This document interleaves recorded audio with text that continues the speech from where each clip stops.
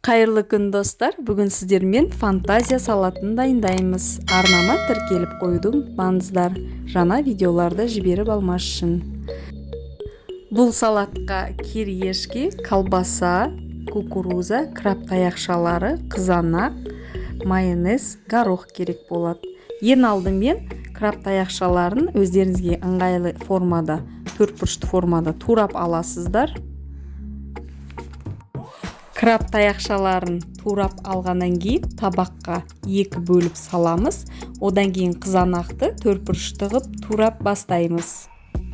Оны да краб таяқшалары сияқты екі жағынан салып шығамыз. Ендігі кезегіміз колбасамызды төртбұрышты ғып турап, табақтың екі жағына салып шығамыз.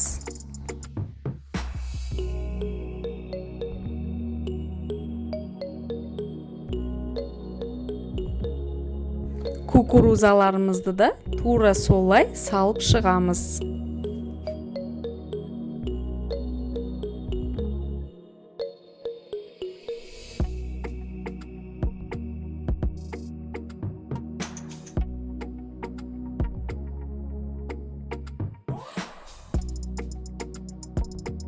Ендігі кезекте кириешкиларымызды салып шығамыз, әдемілеп.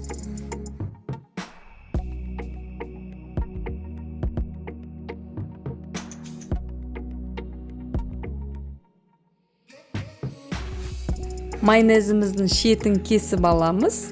Салатымыздың үстіне әдемілеп торша жасап шығамыз.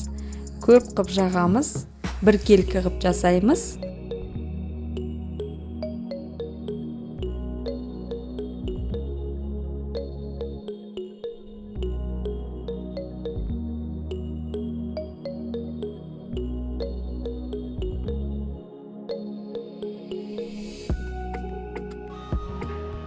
Ендігі кезекте горохымызды осылай сәндеп үстіне сеуіп шығамыз. Астарыңыз дәмді болсын.